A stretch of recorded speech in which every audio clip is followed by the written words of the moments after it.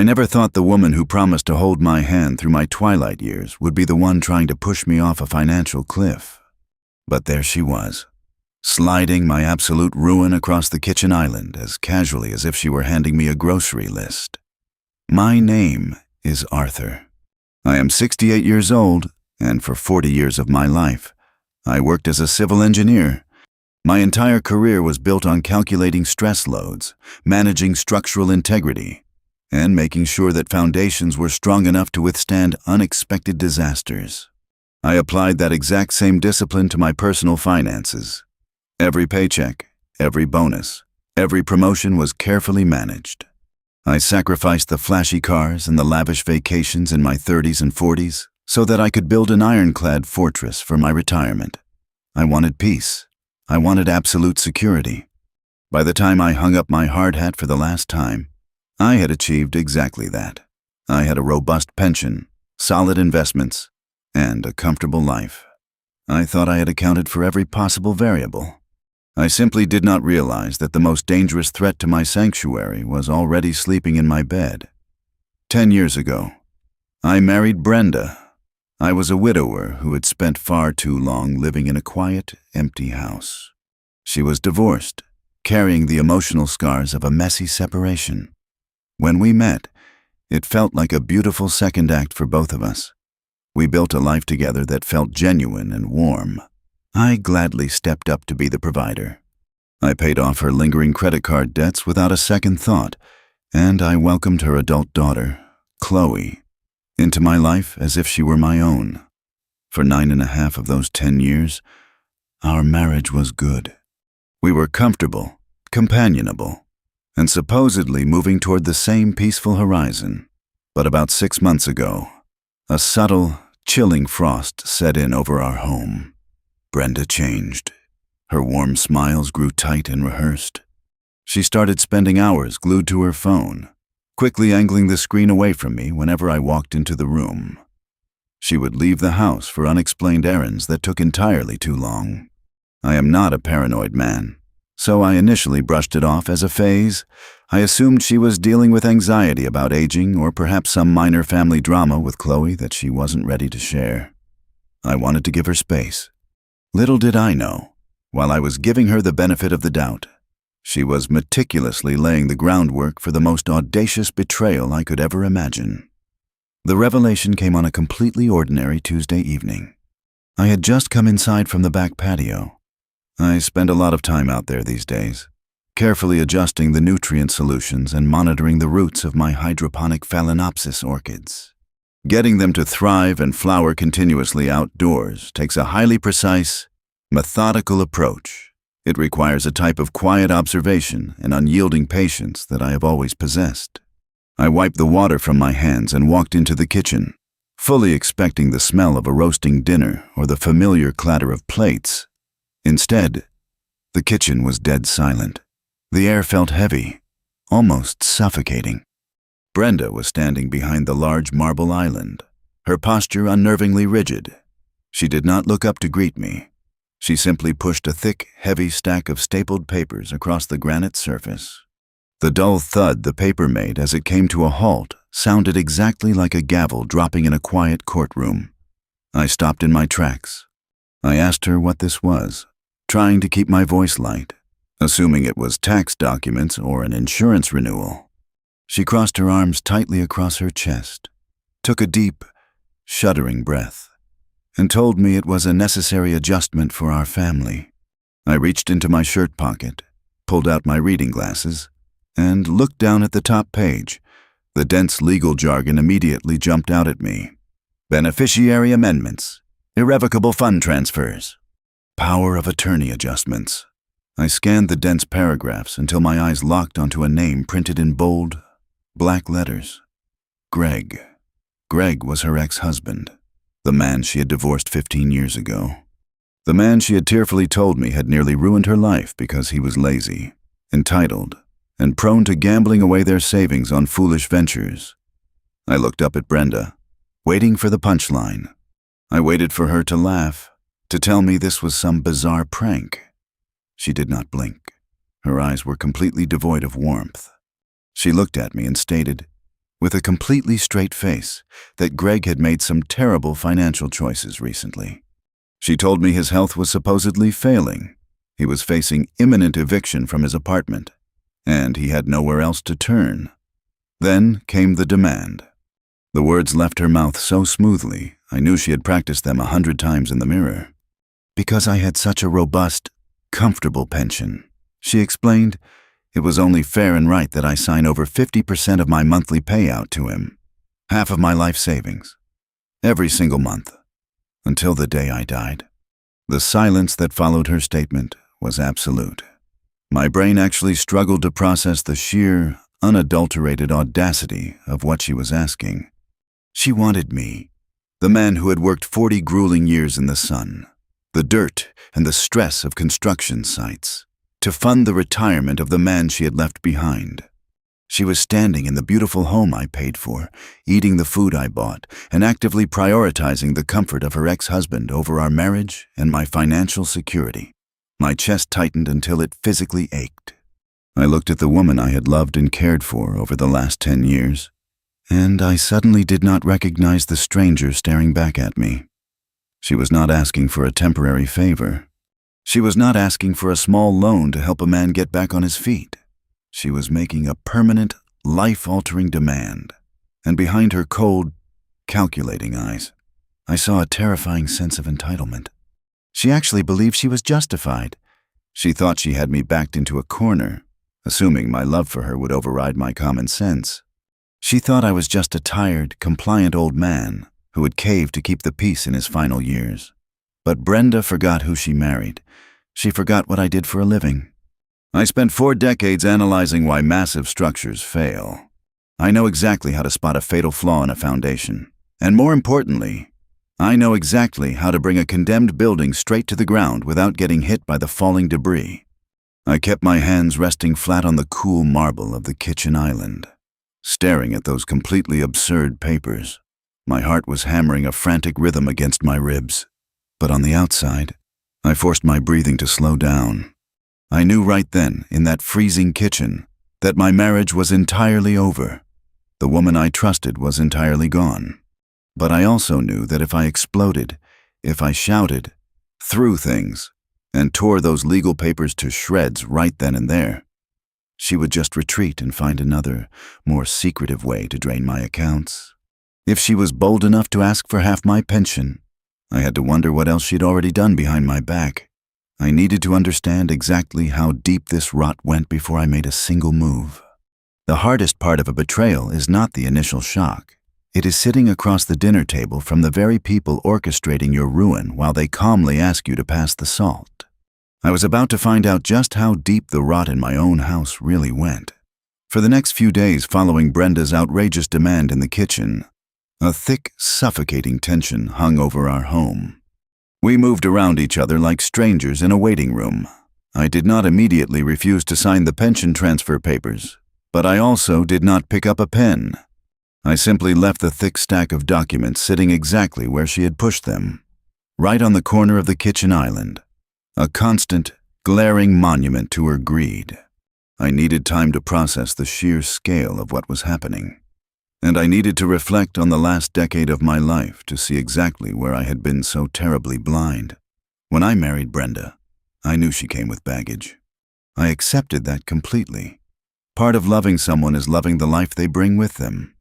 Her daughter, Chloe, was 25 years old at the time. She was fresh out of a private university with an art history degree, 0 job prospects, and a mountain of crushing student loan debt. Brenda wept to me one night, saying the stress of Chloe's financial burden was destroying her peace of mind. Because I loved Brenda, and because I had the means, I did what I believed a good provider should do. I wrote the checks. I wiped out nearly $80,000 of high-interest loans in a single afternoon. I bought Chloe a reliable car when hers broke down on the highway. I co-signed the lease for her first 3 apartments and paid the security deposits. I treated that young woman like my own flesh and blood, asking for absolutely nothing in return except the comfort of knowing my new family was secure and happy. Apparently, my generosity was not viewed as a gift, but as an endless, open-ended line of credit. The true depths of their entitlement were revealed the following Sunday. Brenda had spent the entire afternoon cooking a large roast beef dinner, filling the house with the rich, warm smells of a happy home. It was a glaringly obvious softening tactic. I knew exactly what was coming when the doorbell rang at exactly 6 o'clock and Chloe walked in. Now, a 35-year-old woman. Chloe carried herself with an air of unearned superiority. She barely looked at me as she dropped her expensive leather purse on the entryway table. We moved into the dining room, and for the first 15 minutes, the conversation was painfully forced. We discussed the weather, Chloe's minor complaints about her office job, and the neighbor's noisy dog. But the second Brenda cleared the dinner plates and poured the coffee, the trap was sprung. Chloe leaned forward, resting her elbows heavily on the mahogany table I had purchased. She fixed me with a harsh, judgmental stare. She did not ease into the topic. She simply told me that her mother had informed her about my hesitation regarding the pension transfer, and she was frankly disgusted by my behavior. I sat back in my chair, keeping my expression perfectly neutral. I asked her to explain exactly why she was disgusted. Chloe let out a loud, theatrical sigh, rolling her eyes as if she were speaking to a particularly slow child. She called me a selfish old man. She stated loudly and aggressively that I was just hoarding my retirement funds out of pure spite while her biological father, Greg, was supposedly suffering. She painted a pathetic, tragic picture of a man broken by the world, conveniently leaving out the part where Greg had squandered every opportunity he ever had through pure laziness and a chronic gambling habit. Then Brenda chimed in, perfectly executing their rehearsed tag team routine.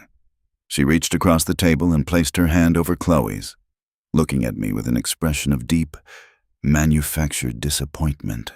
She deployed a twisted, infuriating logic that made my blood run cold.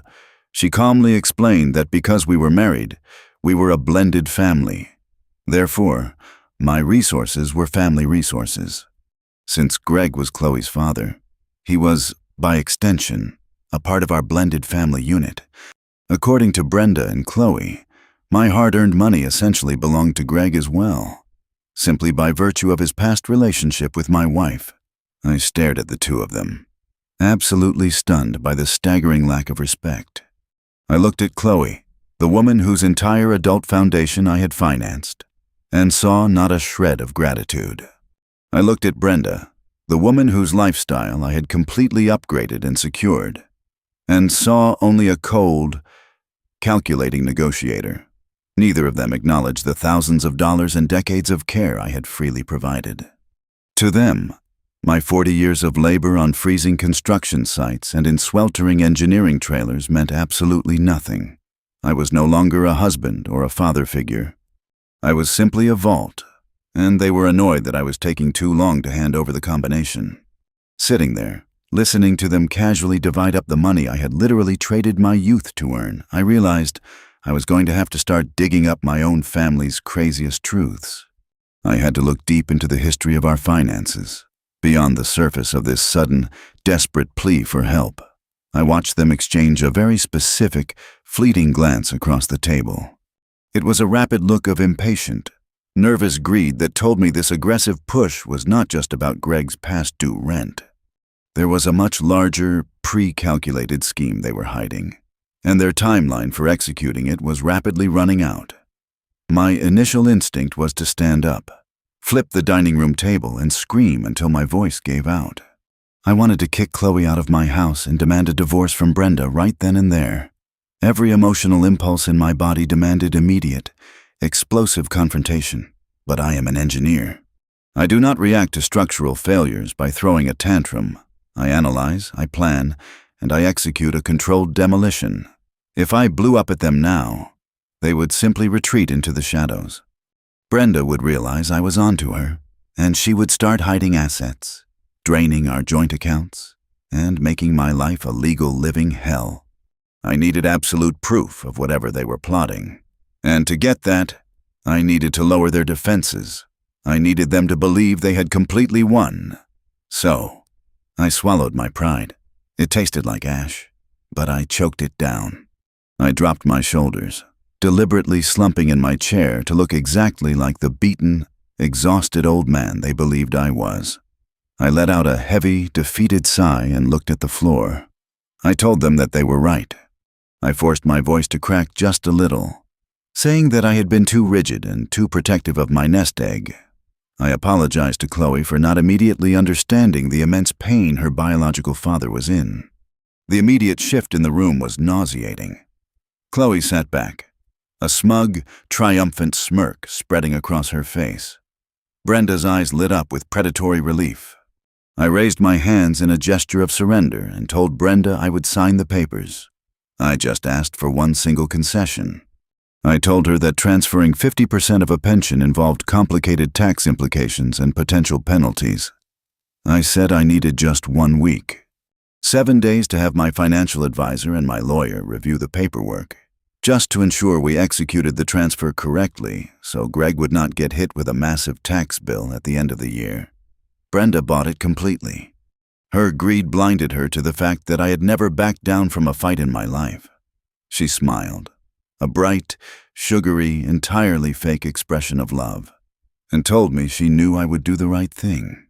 She poured me a fresh cup of coffee, entirely oblivious to the fact that she had just handed a master architect the exact blueprints and the crucial time needed for her own absolute destruction.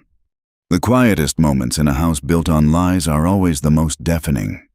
As Brenda slept soundly beside me, breathing softly and dreaming of the fortune she was about to secure for her ex-husband, I was wide awake in the cold darkness, methodically pulling apart every single thread of our 10-year marriage. Monday morning arrived with a heavy, overcast sky. I poured Brenda her coffee, kissed her on the cheek, and told her I was heading to the large home improvement store across town to look at some lumber for a new garden project. She smiled warmly, her eyes sparkling with the false security of a woman who believed she had already won the war. The moment I backed my truck out of the driveway, my smile vanished. I did not drive to the hardware store. I drove straight into the heart of the city, navigating the morning traffic with a singular, icy focus. My first stop was the towering glass building where my financial advisor, David, had managed my portfolio for the last 30 years. My second stop was 2 floors down, in the mahogany-lined office of my estate lawyer, Robert, sitting in their leather chairs, surrounded by framed diplomas and heavy legal volumes. I laid out the entire situation. I explained Brenda's demand for 50% of my monthly pension. I watched the professional, polite expressions on both of their faces harden into grim concern. We spent 3 agonizing hours combing through the legal vulnerability of my assets. Robert assured me that my core pension was entirely secure, as long as my signature never graced those transfer papers. But the joint accounts, the emergency funds we had built together, those were wide open and completely exposed.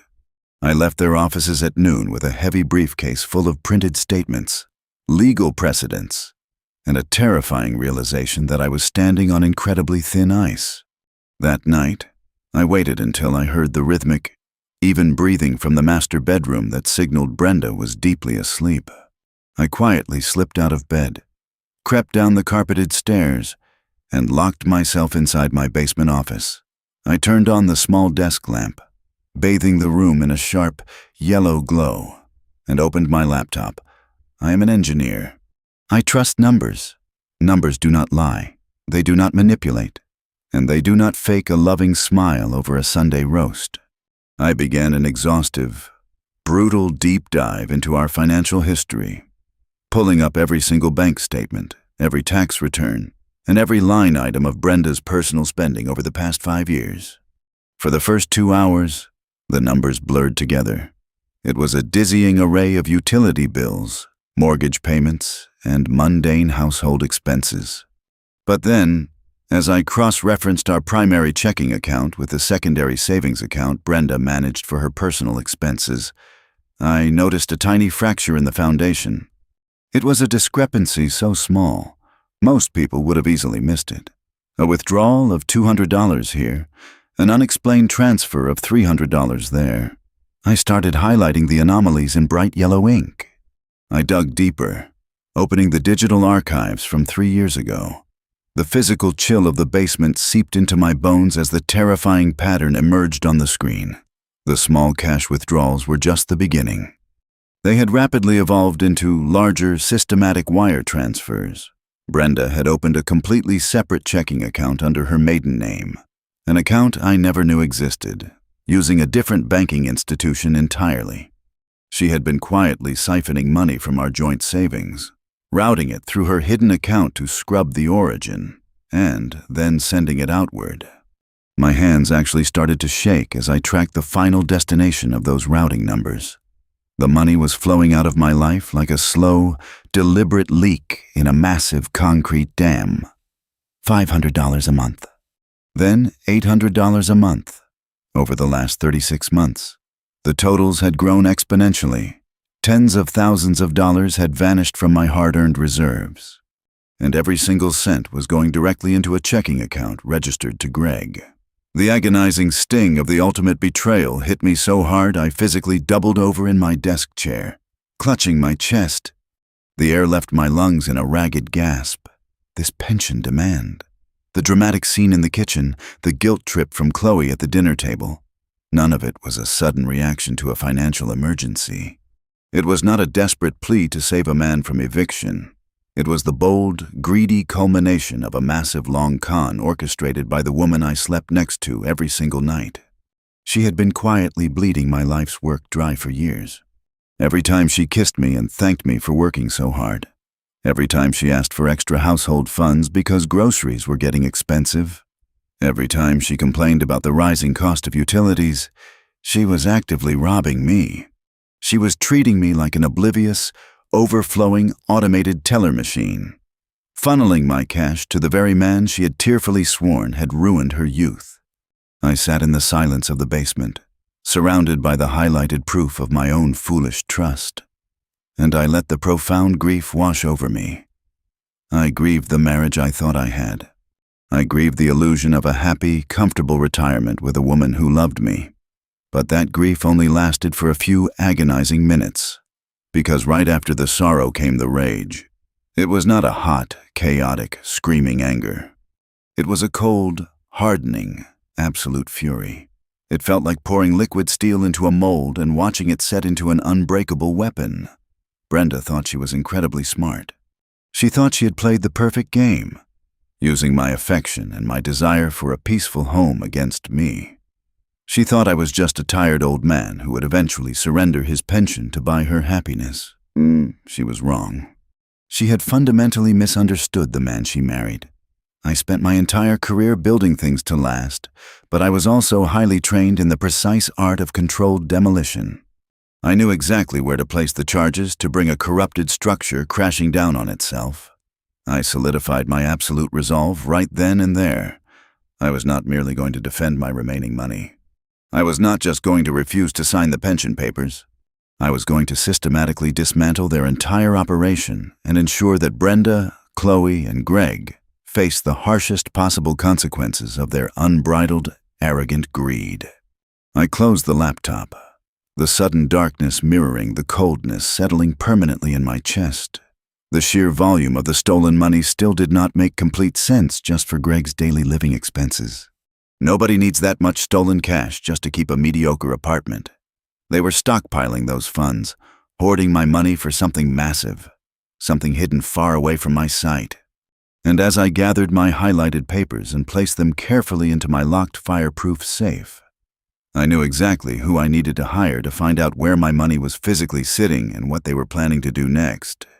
I knew the money was bleeding out, but I was completely unprepared for the staggering, sun-drenched nightmare my stolen savings were actually funding. My wife was not just planning to steal my present. She had meticulously architected the complete theft of my future. I just had to keep playing the role of the docile, agreeable husband for a few more days, completely unaware of how close they were to finalizing their ultimate escape. The trap I was building required total secrecy, and one wrong move on my part would send them scattering into the wind with everything they had already taken. On Wednesday morning, I sat at the breakfast table and told Brenda I had scheduled an emergency meeting with my financial advisor to expedite the logistics of her pension transfer. Her eyes practically lit up with greedy delight. She rushed over, kissed my forehead, and cooked me a massive breakfast, praising me for being such a wonderful, understanding provider for our blended family. It took every ounce of my willpower not to push the plate of eggs off the table. I smiled, told her I loved her, and walked out the door. I did not drive to my financial advisor. I drove directly to a nondescript, gray concrete office building situated in a quiet commercial park on the edge of the city. I was there to meet Marcus. Marcus was a retired state police detective who had traded his gold badge for a highly lucrative career as a private investigator, specializing in uncovering hidden assets and exposing fraudulent spouses. My estate lawyer, Robert, had given me his direct number the day before, swearing that Marcus was utterly ruthless and completely discreet. I sat across from Marcus in his sparsely decorated office and slid a cashier's check for $5,000 across his metal desk. It was a hefty retainer, but I considered it an absolute bargain for the truth. I handed him a single sheet of paper containing Greg's full legal name, his supposedly crumbling apartment address, and the specific bank routing numbers I had pulled from Brenda's hidden transactions. I looked the investigator dead in the eye and told him I needed to know absolutely everything about Greg's daily existence. I needed to know if he was truly suffering from failing health, if he was truly facing imminent eviction, and most importantly, exactly where the tens of thousands of dollars my wife had stolen from me had actually gone. Marcus pocketed the check, gave me a grim, knowing nod, and promised a comprehensive turnaround within 48 hours. For the next 2 days, I endured pure psychological torture. I had to inhabit my own home like a ghost, maintaining the perfect facade of a defeated man. Brenda and Chloe buzzed around the house with an arrogant, triumphant energy, openly discussing what kind of new car Chloe might want to buy in the spring, subtly hinting that my newly freed-up generosity might extend to her as well. To keep myself from exploding, I retreated to my backyard. I spent my afternoons meticulously adjusting the water pH and nutrient levels for my hydroponic Phalaenopsis orchids. The delicate, continuous blooming of the flowers required a perfectly controlled environment, and the quiet, precise work steadied my rapidly fraying nerves. I focused on the vibrant petals and the strong, green roots, reminding myself that patience always yields the best results. On Friday afternoon, my phone vibrated in my pocket. It was Marcus. He told me to meet him at a quiet diner on the outskirts of town. When I slid into the vinyl booth across from him, Marcus did not offer a friendly greeting. He simply looked at me with a mixture of professional respect and deep, profound pity. He slid a thick, heavy manila envelope across the Formica table and advised me to order a very strong, black coffee before I opened it. My hands were remarkably steady as I broke the seal and pulled out the comprehensive dossier. The glossy photographs spilled out onto the table first. The very first image was a high-resolution shot of Greg. He was not lying in a hospital bed. He was not looking gaunt or sickly. He was standing on a lush, incredibly green golf course, wearing expensive designer sunglasses and swinging a gleaming titanium driver. The next photograph showed him casually leaning against a brand-new, leased luxury sports car in the parking lot of an upscale country club. The man my wife claimed was destitute and dying was living a life of leisure that I had denied myself during 40 years of back-breaking labor. But the photographs were nothing compared to the paperwork that followed. Marcus had dug deep into county real estate records and managed to intercept digital communications between Greg's accounts and a high-end property management firm. I turned the page and felt the blood completely drain from my face. It was the smoking gun. It was a pending, fully drafted real estate contract. Brenda and Greg were listed together as the co-buyers on a luxury 3-bedroom beachfront condominium located in Clearwater, Florida. The purchase price listed at the bottom of the page was nearly $800,000. The unit boasted panoramic ocean views, a private wraparound balcony, and access to a private marina. I stared at the pristine printed letters, my brain rapidly connecting the horrific dots. I flipped to the attached mortgage pre-approval documents to secure a massive loan for a property of that magnitude. They needed a substantial, guaranteed stream of monthly income. The paperwork showed exactly how they planned to get it. They were relying entirely on the projected income from the 50% transfer of my monthly pension. They had literally submitted forged letters of intent to the bank, using my lifelong career and my immaculate credit history as the absolute guarantor of their sunny retirement. And the tens of thousands of dollars Brenda had been systematically siphoning from our joint accounts over the last 36 months. The dossier proved that every single stolen dollar had been routed into a holding account to cover their massive cash down payment. The master plan was finally laid bare in front of me, brilliant in its sheer, unadulterated malice. Brenda never intended to stay and take care of me in my old age. Her entire goal was to drain my liquid accounts, force my hand on the pension transfer to secure the Florida mortgage, and wait patiently for the ink to dry on the condo closing documents. Once the keys to that beachfront paradise were firmly in her hands, she was going to hit me with a brutal divorce. She planned to take half of whatever marital assets were left, leave me sitting alone in an empty house, and hop on a first-class flight to live out her wealthy, stolen retirement with the exact man she had constantly belittled. I was never a partner to her. I was simply a very lucrative, entirely disposable stepping stone. I gathered the papers, placed them carefully back into the manila envelope, and stood up from the diner booth. I thanked Marcus for his exceptional work, walked out to my truck, and immediately called Robert. I told my lawyer I was on my way to his office, and that we were officially shifting from a defensive posture into an absolute, scorched earth offensive. When I walked into Robert's mahogany-lined office and dropped the massive Florida condo contract onto his desk, the seasoned attorney actually gasped. He read through the financial fraud, his professional demeanor shifting into a fierce, aggressive posture. We immediately got to work. Years ago, long before Brenda and I were legally married, I had established a revocable living trust. It was a protective measure Robert had strongly advised at the time to secure the wealth I had built during my first marriage. I had left the trust somewhat dormant over the last decade, keeping my daily finances and our joint checking accounts separate and accessible to keep the peace in the household. Now, I instructed Robert to activate every single ironclad protective clause that trust possessed. We spent the entire weekend completely restructuring my financial existence behind closed doors. We legally and methodically moved my personal investment portfolios, my retirement accounts, and most importantly, the foundational deed to my primary residence directly into the absolute protection of the premarital trust. We established an incredibly rigid legal barrier that completely separated my core wealth from any communal marital property. By the time Sunday evening rolled around, we had structured my assets so that, legally speaking, Arthur the individual had very little liquid capital attached to his personal name. Everything of massive, life-altering value was safely locked behind a heavy, impenetrable legal vault that Brenda could not even scratch, let alone claim in a divorce settlement. We secured the perimeter. We armed the defenses.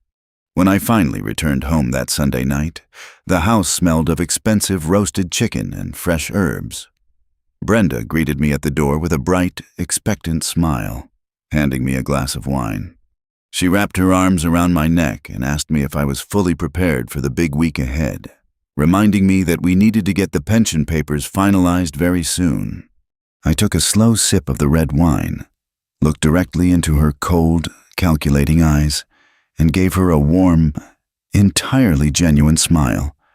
I told her that she had absolutely no idea how prepared I truly was. There is a very specific, chilling kind of peace that settles over a man when he finally decides to destroy the life he spent a decade building. The chaotic storm of heartbreak and betrayal suddenly gives way to the cold, mechanical precision of absolute vengeance. Monday morning arrived with a bright, mocking sunshine pouring through the kitchen windows, illuminating the exact spot where Brenda had first pushed my financial ruin across the marble island. I walked into the kitchen wearing my oldest, most worn-out cardigan. deliberately shuffling my feet just a fraction of an inch more than usual to project the image of a deeply exhausted, beaten-down old man who had finally lost the will to fight. Brenda was standing by the espresso machine, humming a cheerful, upbeat tune that made my stomach aggressively churn. I poured myself a large mug of black coffee, sat down heavily on the wooden stool, and let out a long, theatrical sigh. I looked at the thick stack of pension transfer papers still sitting ominously on the corner of the counter. I reached out, tapped the top page with a trembling index finger, and told my wife that I had spent the entire weekend doing some very difficult soul-searching. I told her I had reviewed the documents, heavily considered our blended family dynamics, and decided I was finally ready to do the right thing for Greg. The transformation in her demeanor was instantaneous and genuinely terrifying to witness. The subtle, cold distance she had maintained for 6 agonizing months completely vanished, replaced by a massive flood of manufactured, sugary warmth that felt like a physical assault. She practically sprinted across the kitchen tiles, throwing her arms tightly around my shoulders and burying her face in the crook of my neck. She kissed my cheek repeatedly, calling me her absolute hero, a living saint, and the most generous, loving husband a woman could ever possibly ask for. I sat there perfectly still, gripping the warm ceramic handle of my coffee mug so tightly my knuckles turned entirely white beneath my skin. I forced my facial muscles into a gentle, yielding smile, but behind my eyes, I was coldly analyzing every single syllable of her performance. I listened to her breathlessly explain how much this incredible sacrifice would mean to her daughter Chloe, how it would miraculously save Greg from absolute destitution, and how it would finally bring total, lasting peace to our entire household. Every single word falling out of her mouth was a calculated, brilliant lie. She was not kissing her husband. She was kissing the keys to a luxury beachfront condominium. She was actively celebrating the successful execution of a massive, multi-year theft right to my face. Enduring her smug, victorious satisfaction was the most difficult psychological test of my entire 68 years on this earth. But I swallowed the bitter bile rising in my throat and patted her hand with fake affection. I gently pulled away from her suffocating embrace, carefully adopting a tone of serious, practical responsibility. I told her that if we were going to permanently hand over 50% of a hard-earned, lifelong pension, we were going to do it strictly by the absolute letter of the law. I explained that a financial transfer of this massive magnitude could not simply be signed on a kitchen counter and casually dropped in the mail. It required official witnesses, formal legal notarization, and absolute clarity to ensure Greg would not face any sudden, crippling tax liabilities at the end of the year. I told her I had already instructed my estate lawyer, Robert, to completely clear his schedule for a mandatory, highly formal meeting at his downtown office on Friday afternoon at exactly 2 o'clock. Brenda's bright, victorious smile faltered for a fraction of a second, a tiny flicker of nervous hesitation briefly crossing her eyes. She hated the idea of involving aggressive lawyers, heavily preferring to keep her schemes operating safely in the quiet, unquestioning shadows of our home. But before she could formulate a viable excuse to keep the paperwork out of a professional setting, I laid down my absolute, non-negotiable condition. I insisted that Greg himself had to be physically present in that mahogany conference room. I told her we were all mature adults, and I wanted to look the man directly in the eye and finalize these permanent legalities face to face, ensuring we all understood the immense gravity of the financial gift I was bestowing upon him. I watched the greedy gears turning rapidly in her mind as she weighed her options.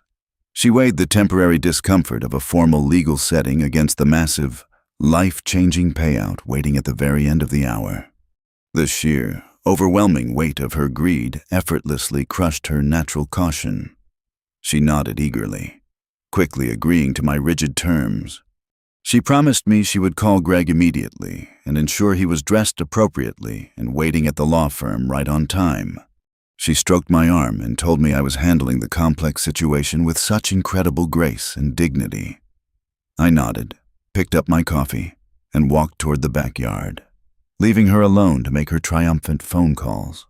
She had absolutely no idea that the large mahogany table in Robert's office was not being polished for a peaceful signing, but for a brutal financial execution, and the silver pen I was bringing was only meant to authorize her complete and total eviction from my life. The next 3 days were an absolute masterclass in psychological compartmentalization.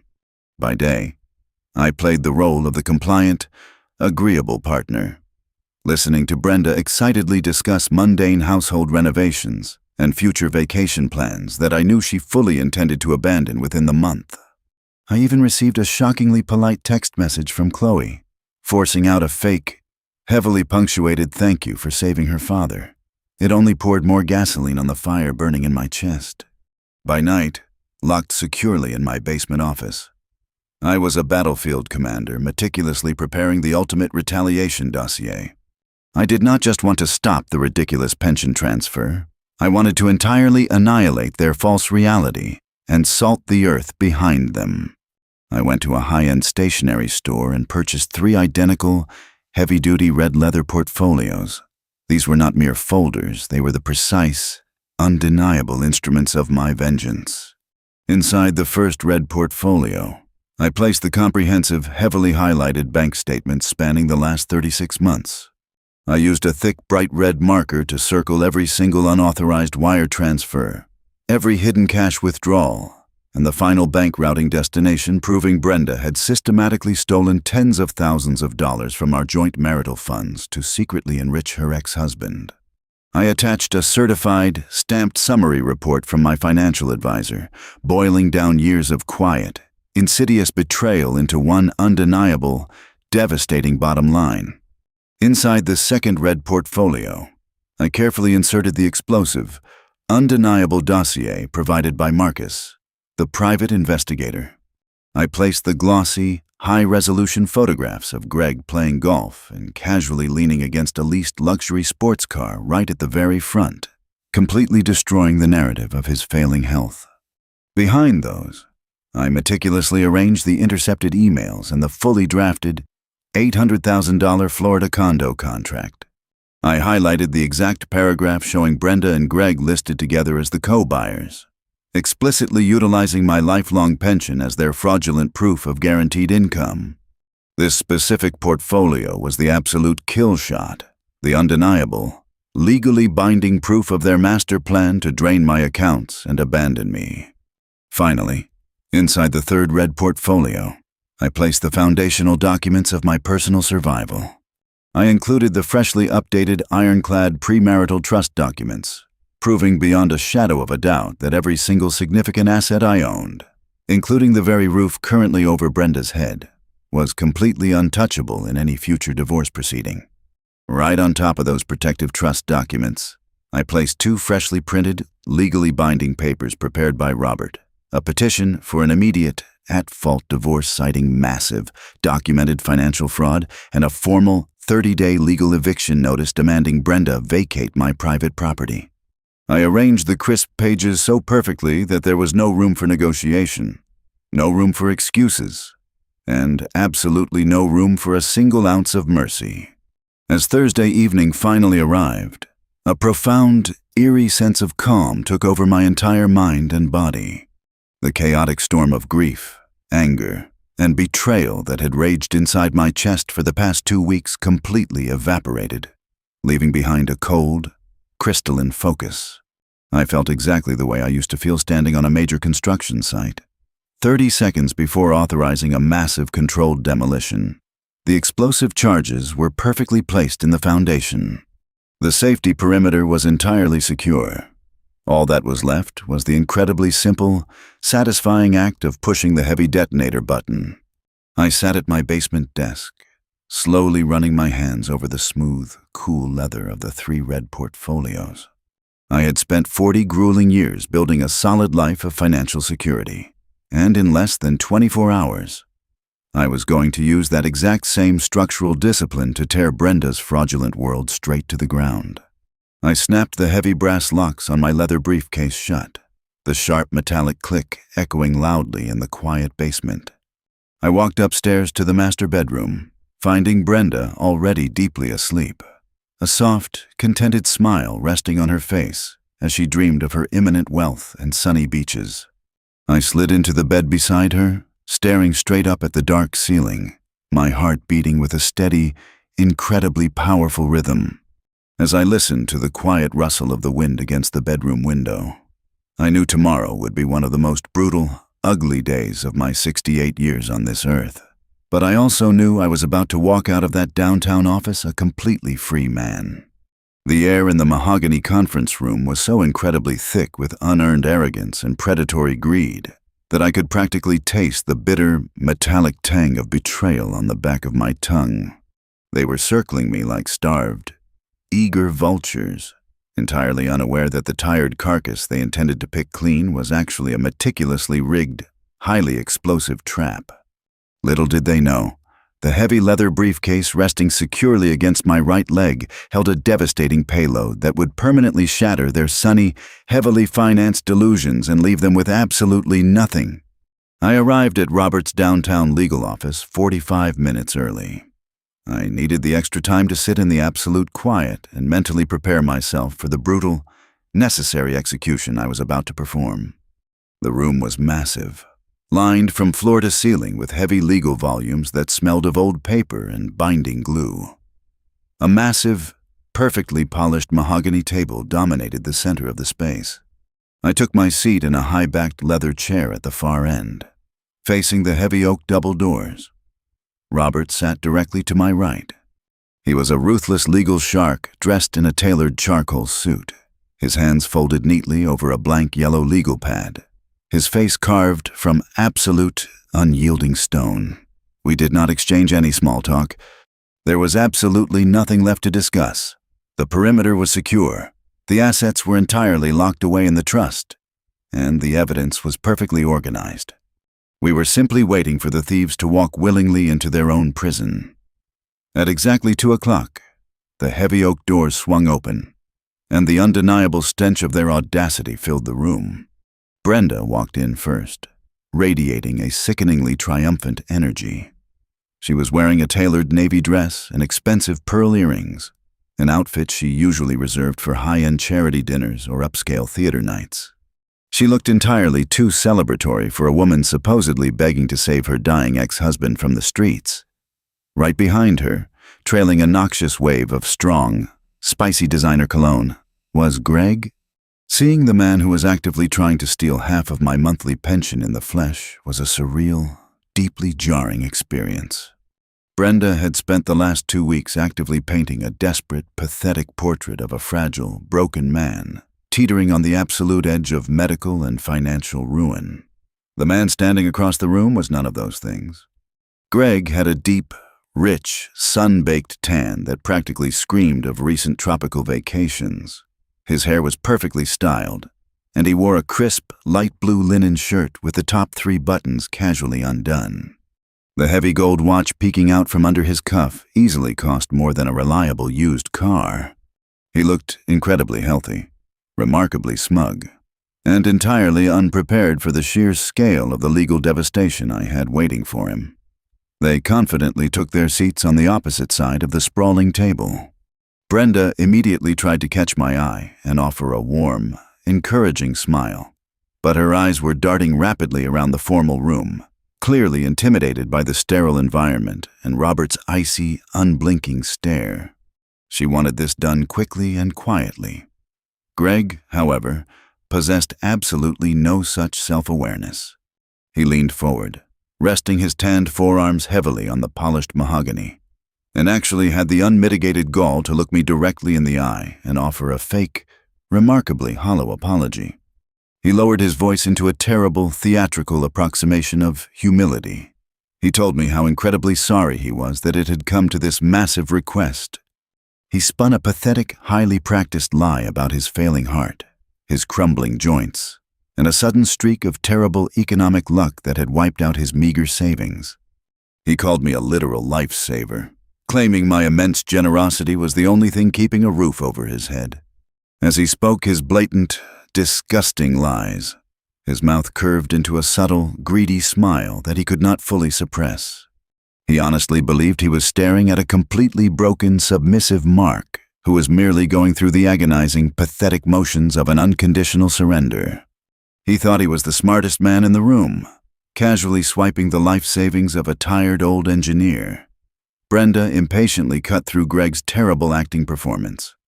The greed inside her was bubbling too close to the surface, making her incredibly anxious to cross the final finish line. She reached into her expensive designer handbag and pulled out the exact same thick stack of pension transfer documents she had originally slid across my kitchen island days ago. She dropped them dead center on the table, the heavy thud echoing loudly against the wood paneling. She did not stop there. She reached out with her perfectly manicured hand, picked up a sleek, heavy silver fountain pen from Robert's desk set, and aggressively pushed it across the smooth wood until it came to a halt right in front of my folded hands. She let out a sharp, highly impatient breath and urged me to simply sign the dotted line right away so we could officially finalize the paperwork, submit it to the bank, and all move on to the next beautiful chapter of our lives. Her voice was incredibly patronizing, dripping with the false, sugary sympathy one might use when comforting a highly confused, slow-moving child. She was entirely focused on securing the guaranteed income stream for her luxury condo, completely blind to the fact that the race she was running was about to lead her straight off a terrifying, jagged cliff. She tapped her fingernails against the top page, her eyes practically begging me to pick up the silver pen and sign my own financial death warrant. I did not reach for the silver pen. I did not look down at her ridiculous, highly insulting documents. I simply sat back against the firm leather of my large chair and let the silence stretch out. I let the absolute crushing quiet fill the massive room, stretching it millimeter by millimeter until the tension became a heavy, suffocating physical presence pressing down on their chests. The only sound in the entire office was the low, steady, mechanical hum of the central air conditioning and the faint, rhythmic ticking of a heavy antique clock resting on a nearby bookshelf. 5 excruciating seconds passed. Then 10, then 20. I kept my face entirely devoid of emotion. A blank, unreadable concrete wall. The smug, highly confident smiles on their faces began to slowly fracture and melt away, replaced by a creeping, deeply uncomfortable confusion. The script they had written in their heads called for me to sigh heavily, sign the papers, and walk away in defeat. My total paralysis was entirely ruining their scene. Brenda shifted nervously in her seat, the leather squeaking loudly in the quiet room. Her eyes darted frantically between my entirely neutral face and Robert's unmoving, statuesque posture. Greg nervously adjusted the collar of his expensive linen shirt, the heavy gold watch catching the overhead fluorescent light as he awkwardly cleared his throat. A tiny bead of sweat suddenly appeared on Greg's tanned forehead. The absolute silence was completely destroying their false confidence. Only when the silence became absolutely, physically unbearable did I finally make my first move. I slowly and deliberately leaned down toward the carpeted floor. I grabbed the heavy, worn brass handle of my weathered leather briefcase and lifted it up, placing it squarely onto the polished mahogany table with a heavy, substantial thud. I did not rush a single movement. I acted with the slow, terrifying precision of a bomb technician. I kept my eyes locked entirely on Brenda as my thumbs found the twin brass latches. I flicked them open simultaneously. The sharp, metallic snaps echoed like twin gunshots in the painfully quiet room. Both Brenda and Greg physically flinched backward in their heavy chairs at the sudden, sharp noise. I opened the heavy leather lid, purposely dragging out the moment, forcing their anxious, greedy eyes to track my every single move. They likely assumed I was pulling out a pair of reading glasses or perhaps a minor, insignificant legal addendum that Robert had drafted to protect me from some obscure tax penalty. They thought I was still playing their game. Instead, I reached inside the dark interior of the briefcase and pulled out the first heavy, bright red leather portfolio. I placed it gently on the polished table to my immediate left. I reached back in and retrieved the second identical red portfolio, placing it perfectly in the center. right next to their absurd stack of pension papers. Finally, I pulled out the third red portfolio. Setting it down firmly on my right, I created a perfect, terrifying barricade of undeniable truth between us, entirely blocking their view of the silver pen. I slowly closed the empty leather briefcase and lowered it back down to the floor by my feet. I sat back up, interlaced my fingers, and looked directly across the table. I reached out with my right hand and used the very tips of my fingers to push their heavy stack of pension documents completely off to the side, treating them like a piece of filthy, worthless trash that was cluttering my otherwise pristine workspace. I ignored the silver pen entirely, the atmosphere in the room completely and instantly shattered. The arrogant, victorious, celebratory energy they had proudly brought through the oak doors evaporated into thin air, replaced by a sudden, freezing dread. Brenda stared down at the three imposing, bright red portfolios, her jaw hanging slightly slack. A dawning realization of pure, unadulterated terror was visibly beginning to pool in the bottom of her stomach, draining the color completely out of her face. Greg dropped his fake, humble posture entirely. His shoulders tensed, and his eyes darted frantically toward the heavy wooden exit doors behind us, exactly like a cornered animal suddenly realizing he had willingly walked directly into a heavily fortified slaughterhouse. I rested my hands flat against the polished wood, looked directly into my wife's panicked, wide eyes, and shattered her entire world with a single, incredibly calm sentence. I told her we were not going to discuss my hard-earned pension today, but instead, we were going to deeply examine the current beachfront real estate market in the state of Florida. The exact moment a lifelong con artist realizes they have been entirely outplayed is not marked by a loud explosion, but by a suffocating, terrifying silence that violently sucks the oxygen right out of the room. I watched Brenda's mouth open and close like a fish pulled fresh from the water, desperately struggling to find a single breath of air. She tried to stammer out a confused question, perhaps a final, pathetic attempt to play dumb and salvage her carefully constructed facade. But my lawyer, Robert, simply cleared his throat. It was a sharp, highly authoritative sound that echoed off the mahogany walls and nailed her right back into her expensive leather chair. She realized instantly that the rules of engagement had fundamentally changed, and she was no longer the one dealing the cards. I reached for the first heavy, bright red portfolio resting on my left. I flicked the heavy leather cover open, revealing the meticulously organized, heavily highlighted bank statements. I did not yell. I did not pound my fists on the table or let a single ounce of hot anger bleed into my voice. I kept my tone perfectly level, exactly like an experienced engineer calmly reading a catastrophic structural failure report to a board of directors. I began to read the dates and the exact amounts of the wire transfers she had systematically initiated over the last 36 months. I read off the specific $500 withdrawals, the frequent $800 secret transfers, and the tens of thousands of dollars she had methodically siphoned from our joint savings into a hidden checking account operating under her maiden name. I watched the manufactured, aristocratic confidence literally melt right off Brenda's face. Her heavily powdered skin turned a sickly, translucent shade of gray. Her perfectly manicured hands began to tremble violently where they rested on the edge of the polished wood. Greg, who had been leaning forward just moments ago projecting the false humility of a beaten man, suddenly pushed himself deep into the back of his chair. He was physically trying to create distance from the absolute financial bloodbath I was mercilessly laying out in front of them. But I was not even close to finished. They still foolishly hoped I only knew about the stolen cash, praying their ultimate sun-drenched endgame was still safely hidden in the shadows. Greg was already subtly inching his chair toward the heavy oak doors, desperately calculating exactly how quickly he could abandon this sinking ship the moment the meeting adjourned. I calmly closed the first folder and immediately moved my hands to the second red portfolio resting in the dead center of the table.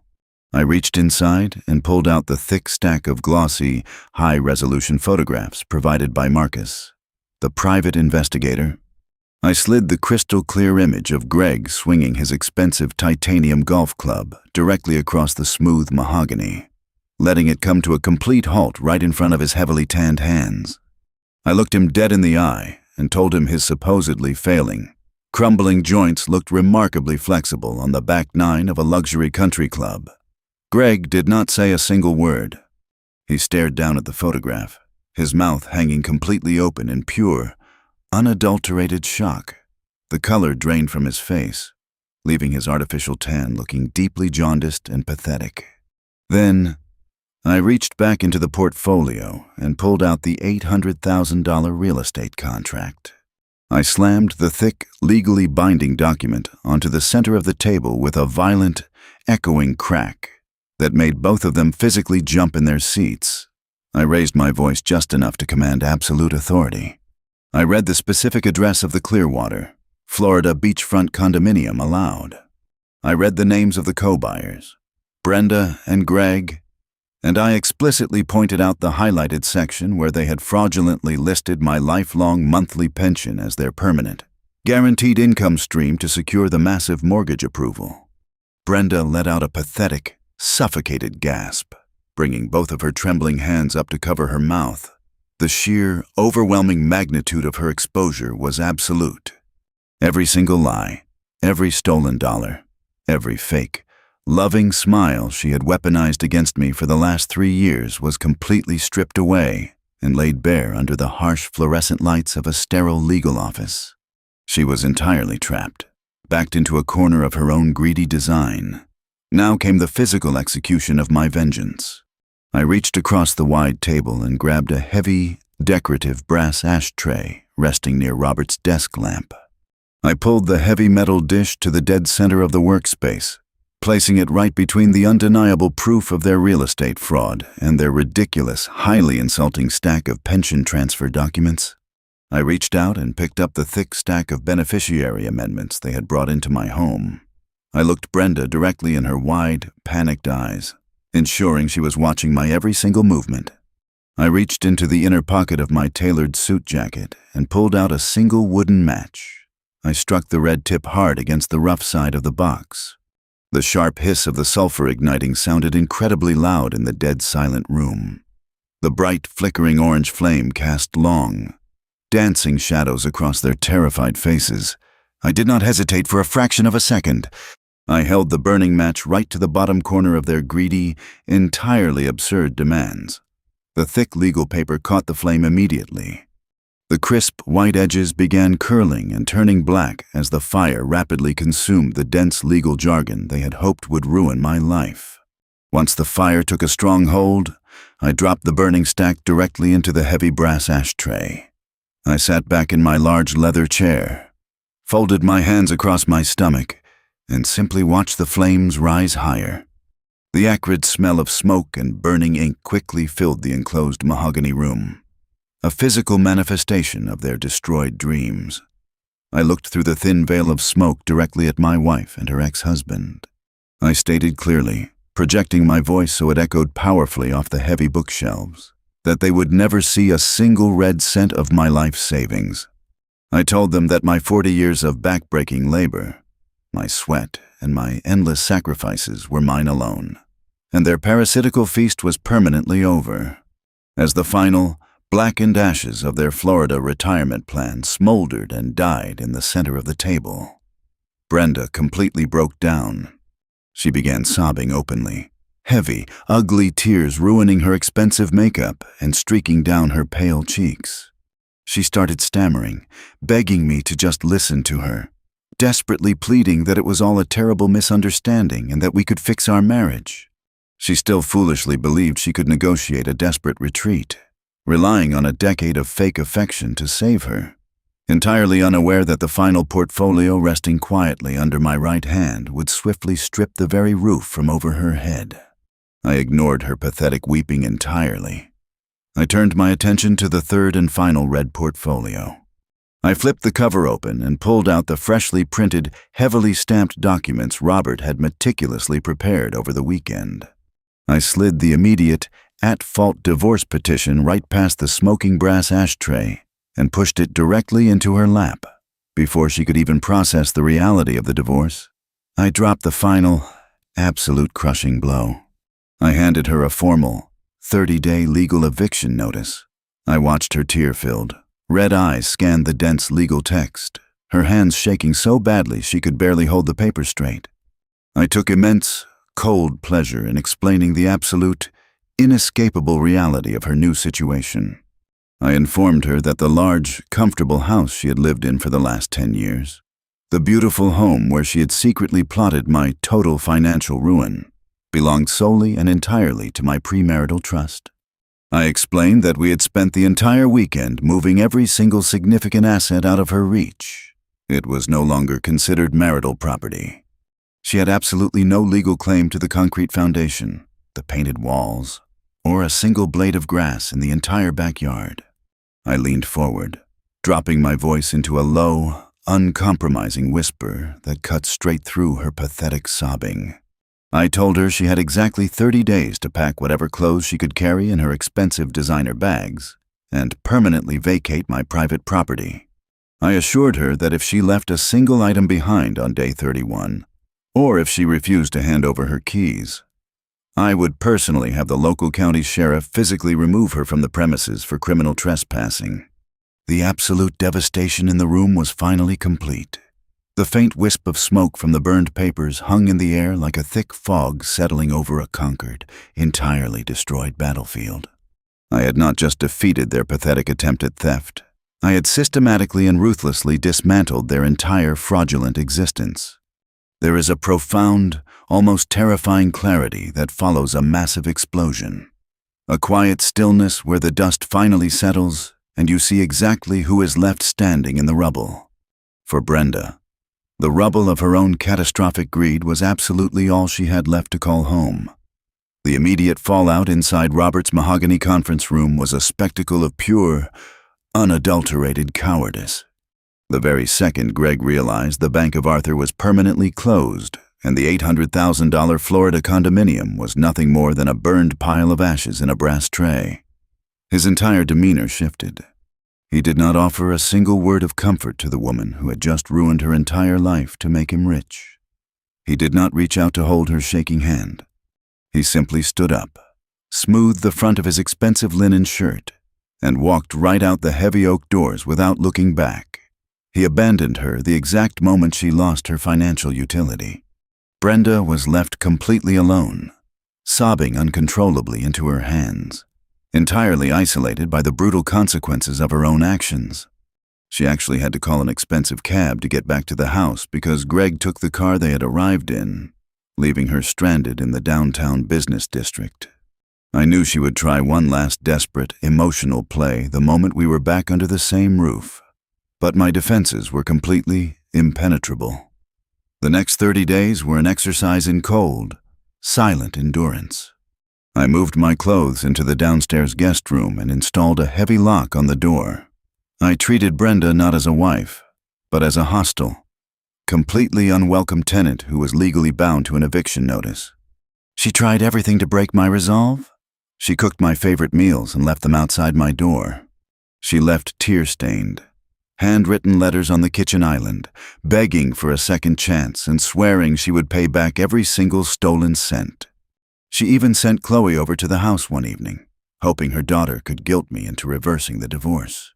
I simply opened the front door, handed Chloe a freshly printed copy of the financial fraud dossier detailing exactly how her mother had systematically stolen tens of thousands of dollars, and told her to get off my property before I called the police for trespassing.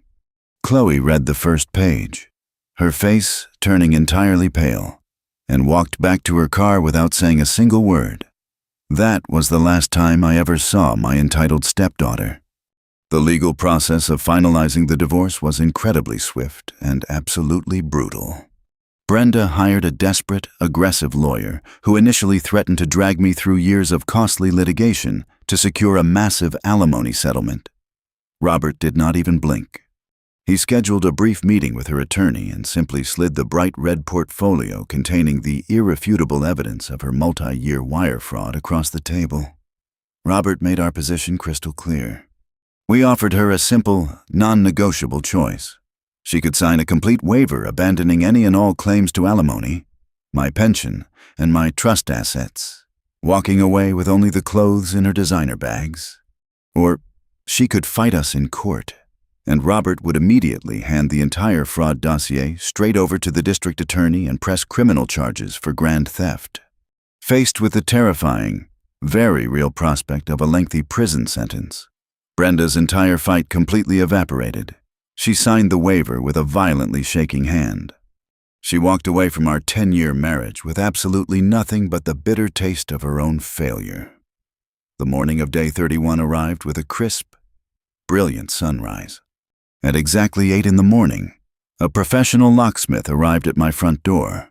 I stood on the porch and listened to the heavy, satisfying metallic click of the new brass deadbolts sliding perfectly into place. Brenda had officially vacated the premises the night before, hauling her heavy suitcases into the back of a cheap moving van, entirely stripped of her fake aristocratic pride. When the locksmith drove away, I walked back inside my house and locked the door behind me. The silence that filled the hallways was no longer heavy or suffocating. It was light, it was breathable. It was the profound, healing peace of a man who finally knew his future. His sanity and his finances were completely and forever secure. I walked through the empty living room and out the sliding glass doors onto the back patio. I walked over to my intricate hydroponic setup and checked on my Phalaenopsis orchids. For the past month, they had been my only quiet refuge from the chaos. I carefully inspected the nutrient water flowing over their exposed, vibrant green roots. Despite being grown outdoors, completely exposed to the elements, they were thriving. They were pushing out massive, brilliant cascades of continuous flowers, standing resilient and strong because their foundation was perfectly balanced. I ran my thumb gently over a soft, newly bloomed petal and realized I felt exactly like them. I had survived a highly toxic environment. I had corrected the imbalance in my life, and now I was finally ready to truly bloom. My retirement was no longer a hijacked resource. It was my own personal passport. I spent 40 grueling years pouring concrete, analyzing structural loads, and sacrificing my youth so I could one day rest. I decided it was finally time to actually enjoy the hard-earned fruits of my lifelong labor. Yesterday afternoon, I sat down at my computer and did something I had never allowed myself to do in my entire life. I stopped calculating the most frugal, sensible option, and I simply bought what I wanted. I booked a luxurious first-class plane ticket for a spectacular, month-long trip to Italy. I am going to drink incredible wine in Rome, eat fresh pasta overlooking the beautiful Amalfi Coast, and walk through the historic streets of Florence without a single care in the world. I am going to spend my money on my own joy, entirely unburdened by the parasitic greed of people who never truly loved me. Rebuilding your life at 68 years old is a daunting task, but it is also an incredible, undeniable privilege. It is a powerful reminder that standing up for yourself, demanding respect, and protecting your peace is always worth the fight. It proves that dignity and self-respect have absolutely no expiration date. You are never too old to tear down a corrupted foundation and build something beautiful in its place. Thank you for watching my story. If this completely crazy truth resonated with you, please hit the like button, subscribe to the channel, and share this video with anyone who needs a strong reminder to protect their own peace. I also want you to scroll down to the comments right now and leave the word karma, so I know you stayed with me all the way to the very end. And please hit the hype button on your way out so the algorithm pushes this story to more viewers who need to hear it. Stay strong, protect your foundation, and I will see you all in the next one.